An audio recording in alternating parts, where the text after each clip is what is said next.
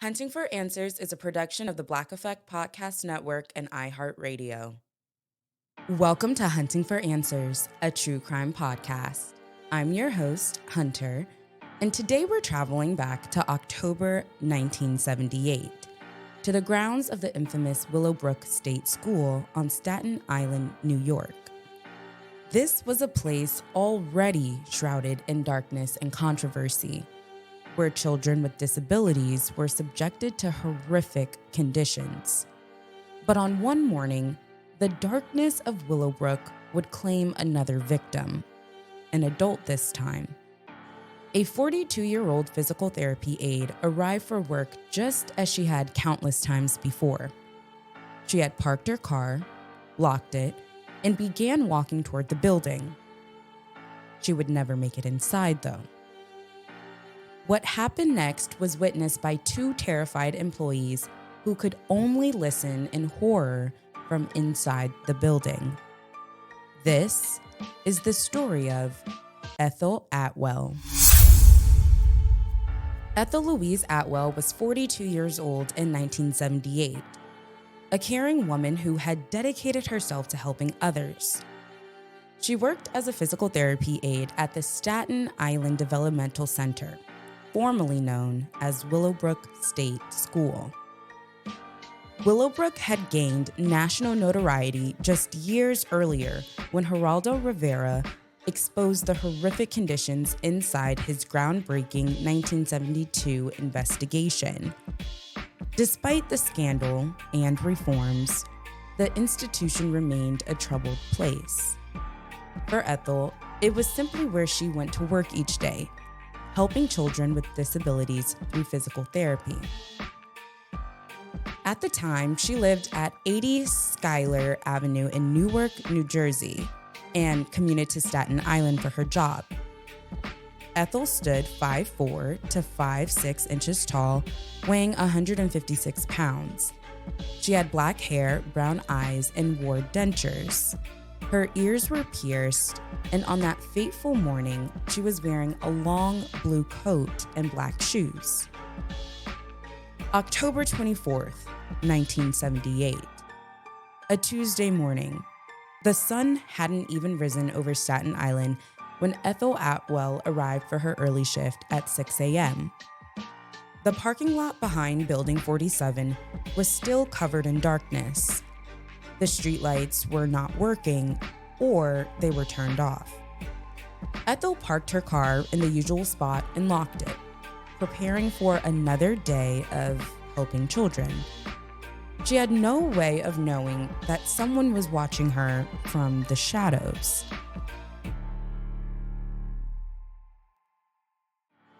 Inside Building 47, two female employees were preparing for the day shift when they heard voices outside in the parking lot. The first voice was male, aggressive and demanding. He said, "Come on, come on." When they heard Ethel's voice, filled with fear, she was saying, "No, you'll beat me." What happened next would haunt these witnesses forever. Ethel screamed. It was a sound that cut through the morning darkness like a knife. The two employees immediately called police, but the parking lot was too dark to see what was happening. And by the time help arrived, it was too late. When police responded to the scene, they found Ethel's car still locked, but the area around it told a terrifying story. Scattered on the ground to the left side of her vehicle was a trail of evidence: her tan pocketbook, one earring, one black shoe, 3 black coat buttons, and half of her set of dentures. The scene painted a picture of a violent struggle. Ethel had fought for her life, but her attacker seemed to have overpowered her. About 75 feet away in the woods, investigators found her keys, thrown or dropped during the abduction. An extensive search of the area began immediately. Police combed through the woods surrounding Willowbrook, searched buildings and grounds, and followed every possible lead. But Ethel Louise Atwell had vanished without a trace. Her body was never found. No witnesses came forward who had seen the actual abduction. The only evidence was the scattered belongings and the terrifying words heard by the two employees. "No, you'll beat me." Investigators created a composite sketch of the possible suspect based on limited information, but the case quickly grew cold. However, Ethel's disappearance would later be connected to one of the most notorious figures in Staten Island's criminal history, Andre Rand. Rand, whose birth name was Frank Rashawn, became known as the Cropsey Killer, named after a local urban legend about a maniac who lived in the woods. The reality would prove even more terrifying than the legend. Andre Rand had deep connections to Willowbrook. He had worked there as a custodian in the 1960s and 1970s, and after being fired, he continued to live in the surrounding woods. He became a drifter who knew the institution's grounds very well. In 1987, 9 years after Ethel's disappearance, Rand was convicted of kidnapping 12-year-old Jennifer Schweiger, a girl with Down syndrome. Her body was found buried on the grounds of the developmental center near Rand's campsite. While he was convicted of kidnapping, the jury couldn't reach a verdict on the murder charge. But Rand's criminal activities didn't end there. In 2004, he was convicted of kidnapping 7-year-old Holly Hughes, who had disappeared in 1981 and was never found.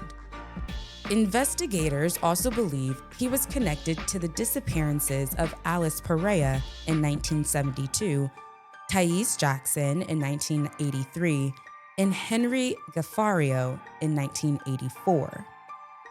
Most of these victims were children, but Ethel Atwell represented something different in Rand's possible pattern of crimes. According to reports, Rand allegedly confessed to his crimes to a cellmate in prison and compared himself to serial killer Ted Bundy. He seemed to take pride in the terror he had inflicted on Staten Island families for over a decade. But despite the circumstantial connections, it has never been proven that Rand was responsible for Ethel's abduction. The case remains officially unsolved, a cold case that has haunted Staten Island for over 4 decades. The Willowbrook Developmental Center closed its doors in 1987, nearly a decade after Ethel's disappearance.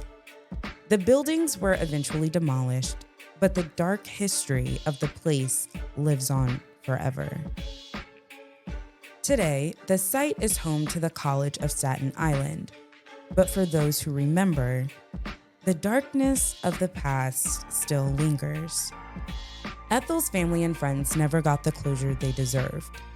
She was a woman who dedicated her life to helping vulnerable children, only to become a victim herself in the very place where she tried to make a difference. The case of Ethel Atwell raises troubling questions about safety and security at institutions like Willowbrook, especially back then. How could someone be abducted from a parking lot on institutional grounds? Why were the streetlights off? And most importantly, who was the man who demanded that Ethel come on before she screamed in terror? Today, Ethel Louise Atwell would be 89 years old. The case remains open with the New York Police Department. Anyone with information about Ethel's disappearance is urged to contact them. You can find their information in the description box below. My thoughts and prayers are with the family and friends of Ethel Louise Atwell. Her story deserves to be told, and her case deserves to be solved. Somewhere out there, someone knows what happened to Ethel on that dark morning in 1978. As we close out this episode, don't forget to click the follow button to stay updated on Ethel's case and others like it. Be sure to subscribe to Hunting for Answers on YouTube and follow us on Instagram and TikTok for more true crime updates. And if you are watching us on YouTube, let us know your thoughts on this case down in the comments. Thank you so much for joining us on another episode. Until next time.